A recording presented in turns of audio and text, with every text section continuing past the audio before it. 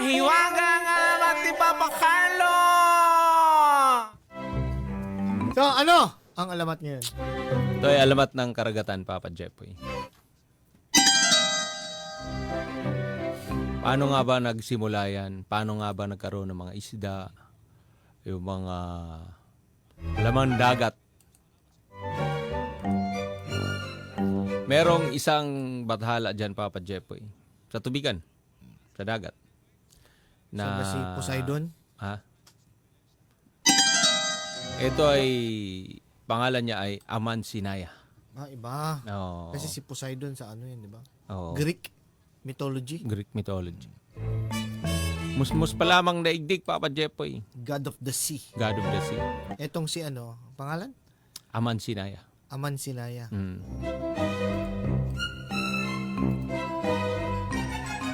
Kumbaga, itong batang-bata pa yung mundo, Papa Jepoy. At iilan lang.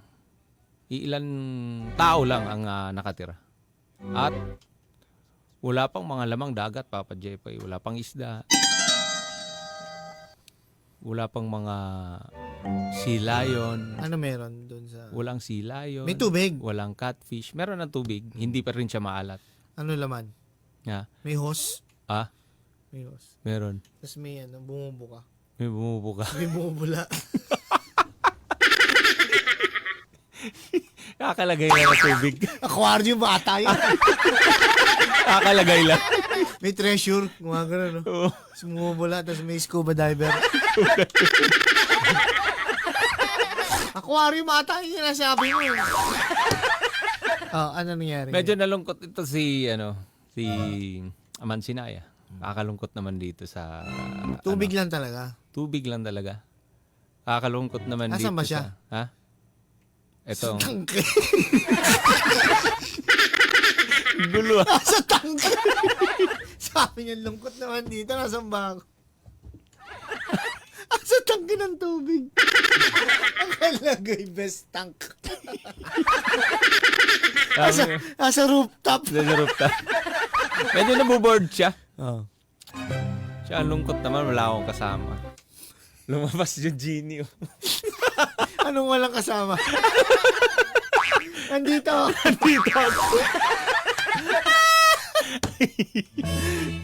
Lumabas yung genie. Ano nangyari? Nalungkot siya. Ha?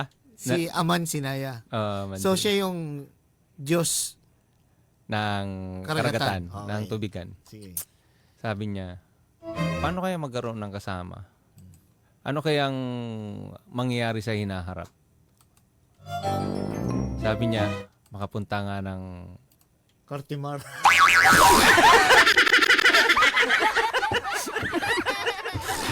Bumili ng tetra ba yun? Tetra? Yung mga makulay na.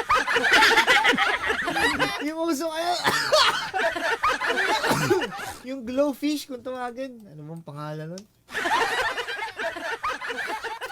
Ano bang tawag doon sa isda na yun? Petra ba? Tetra? Tetra fish? So, eto na, Papa Jepoy. Medyo nalungkot nga siya. Ano kaya mangyayari dito? Ako lang mag-isa. Kumbaga, walang kasama, walang mga isda, walang mga... Kaya naisip niya, Papa Jepoy, pumunta sa mga hula. Kumatok. Sino yan?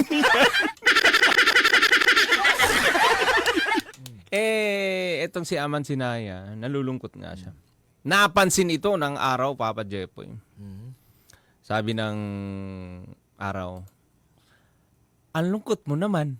Sabi nung araw. Dapat sila matakot sa'yo. Ba't ka nalulungkot? Ang ganda mo naman. Ang ganda mo naman, oh. Ano sabi ni Haring Araw? Ang ganda mo naman, dapat sila matakot sa iyo. 'Di ba? Pretty.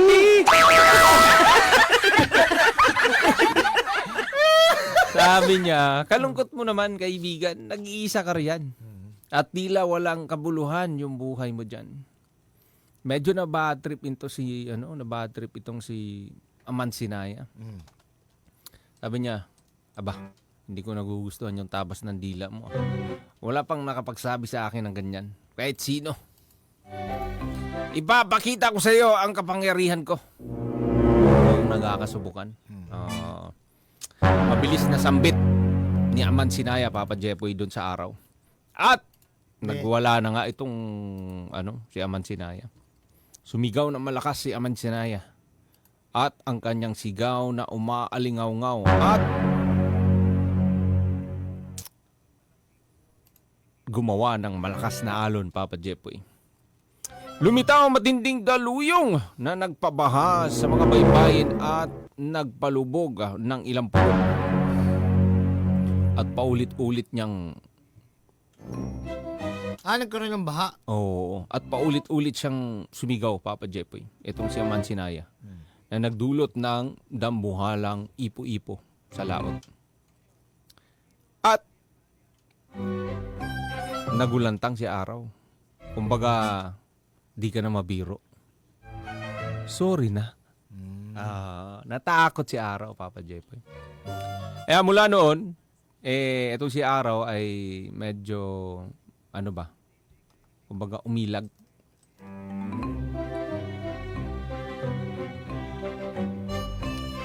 Umiilag siya, Papa Jepoy. Ngayon, yun nga, medyo sa sobrang takot ni Araw, umaahon siya sa silangan.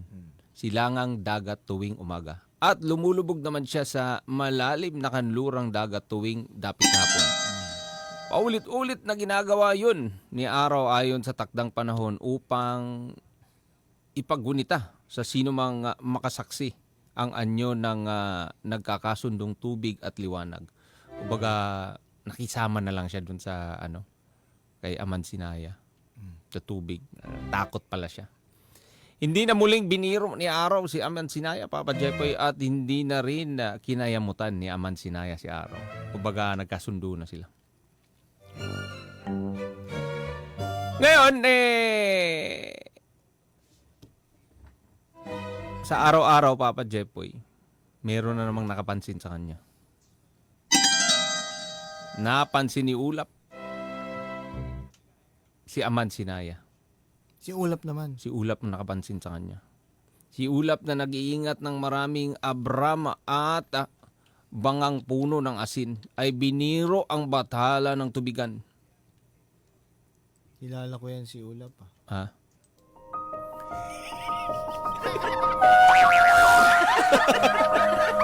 Ulap? Hindi Olaf?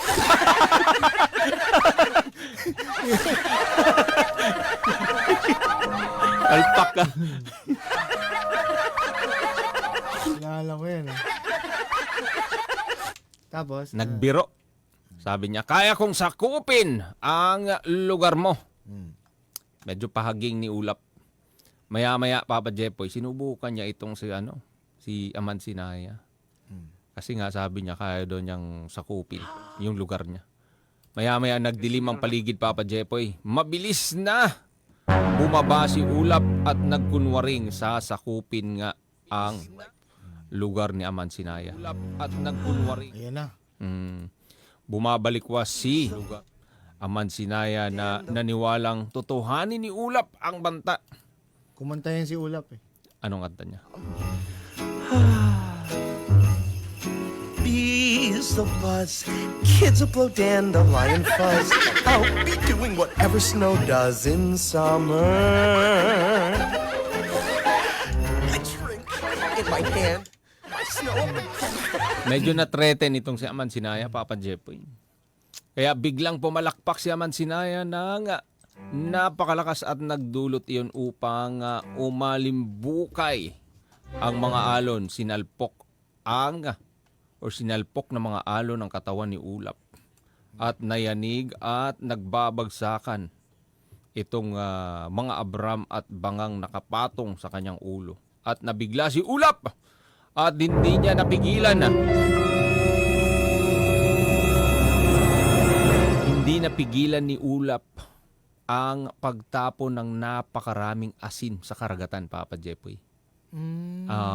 At doon nagsimula kung bakit umalat ang mga dagat sa daigdig. Oo, dahil sa sobrang takot ni Ulap na muling biruin itong si Aman Sinaya. Kaya nagtapon siya.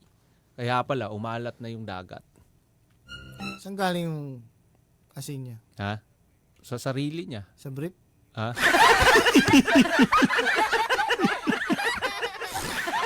Si Ulap ang nagpo-produce ng Ng asin nga. asin. Saan nga galing yung asin? Ah, yung brief kasi niya may maliit doon May na bulsa? may bulsa doon galing. Yun ang alamat. Oo. Bakit may bulsa ang brief? Kasi lalagyan ng asin. Nagpo-produce kasi. Lalagyan ng asin yun. Oo. Yung bulsa sa brief. Para sa itlog.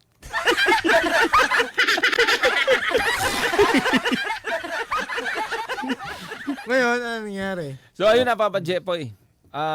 Medyo umiwas na rin itong si Ulap. Lumipas yung araw Papa Jepoy. Si Aman Sinaya, para bang sumama yung pakiramdam niya, Papa Jepoy. Merong pangyayari, Papa Jepoy, na mapag-isa na naman itong si Aman Sinaya. Para bang tulala. Nakatitig sa malayo. Kasi wala pa rin siyang kasama eh. Kumbaga, yun lang. Nakikita Sinong niya. sasama sa kanya? Lahat na lang inaaway niya. Inaaway nga niya eh. Sama na ugali Oo, niya. sama ng ugali niya. Ngayon, Si Araw, si Ulap, ngayon, napatingin siya sa malayo. Sabi niya, Lumilipad na naman ang isip ko. Lumilipad na naman ang isip ko. Lumilipad na naman ang isip ko. Lumilipad na naman ang isip ko. yan, sa katagalan ng kakaisip niya, Papa Jepoy, para bang nangasim yung tiyan niya. Parang kumakalam yung niya, sikmura. Ngayon, sa sobrang sama ng kanyang pakiramdam, nagsuka. Papa Jepoy. Suka na suka. At doon, lumalabas yung mga, mga maliliit na mga, ano yung fingerlings? yan, lumabas. Sugpo. Sugpo. Oo. Nasaan ba talaga siya? Sa dagat ba siya o nasa fish pond? Lumabas din yung paging sa kanyang bibig, Papa Jepoy. Mga pating, buhaya, lumabas sa kanyang bibig, mga pagong, mga alimangong, hipon. Dami. Oo, dami, Papa Jepoy. At naglulundagan itong mga maliliit na mga isda. Kangaroo may lumabas. Ha? Kangaroo. Kangaroo. Ano pa yung mga... Seahorse. May lumabas. Ano pa? Pusa, catfish. Catfish. Ano pa? Ah, Ano pa mga lumabas? meron ding lumabas na dilata. Ayun, sumuka itong si Aman Sinaya. At doon nagsimula, Papa Jepoy, nagkaroon na ng mga sea creatures. So doon na nagsimula, Papa Jepoy, yung mga laman dagat. At yung mga yung mga tao kumbaga naging sagana na ang kanilang tawag nito buhay.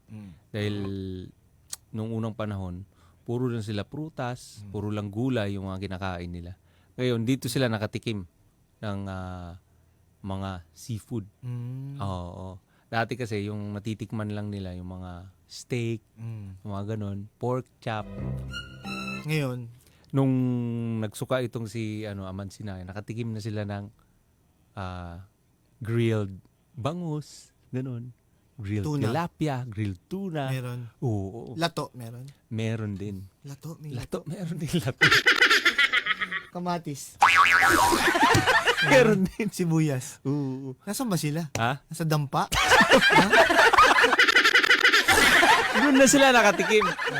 Ang problema, itong mga taong to, nagiging tamad. Kasi, kumbaga given na eh. Nag-aabang na lang. Nag-aabang na lang. Ngayon, pinahirapan sila ni, ni Aman Sinaya, Papa Jepoy. Pinahirapan sila. Anong ginawa? Yung mga, kung dati, yung mga isda, yung mga alimangon, nandyan lang sa gilid, pwede mo na siyang dakutin. Hindi nila na nakikita. Alimango? Oo. Yung mga hipon, yung mga isda, nandun na sa malalalim. Kaya itong mga tao to, itong mga taong to, Yung dati nasa bungad lang. no, lahat nasa yan. bungad lang.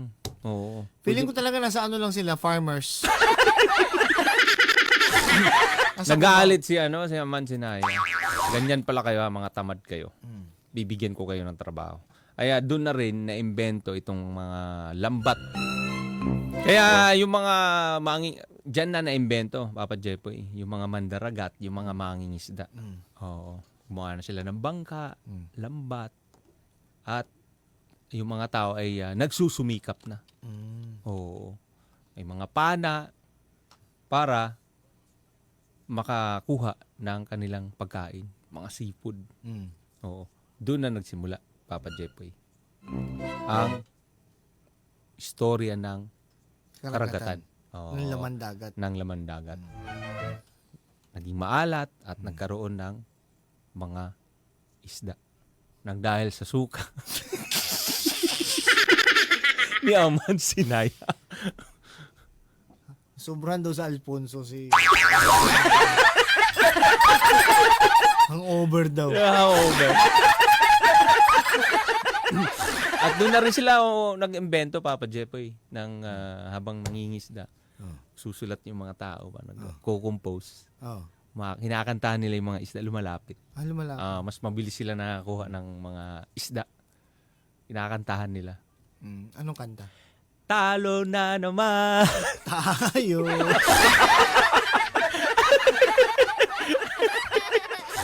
Talo na naman! Tayo! Ganyan talaga. Talo na naman tayo. Believe ako sa bibig ni Aman Sinaya. I-drawing mo yung lumabas sa bibig ni Aman Sinaya. Kung anong isda. I-drawing mo si Aman Sinaya, ha? Sobrang gulo ng kwento. Sabi ni, gagalit si Judith. Gaano daw kalaki ang bibig ni Aman Sinaya? Drawing mo. Drawing ka. Si Aman Sinaya po ay taga Nabotas, Fishport. Kaya po malaking bibig niya, isang banyera po.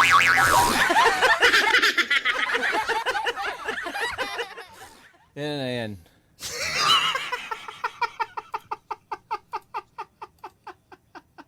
Ang dami nagpapapicture ng mga tao Malakas talaga bumuga yan! Ganyan ang mga tao nagpapapicture ng Sa Singapore yan eh! Yung Merlion! Dito ba? Barangay LS 97.1 97.1 Forever. Number 1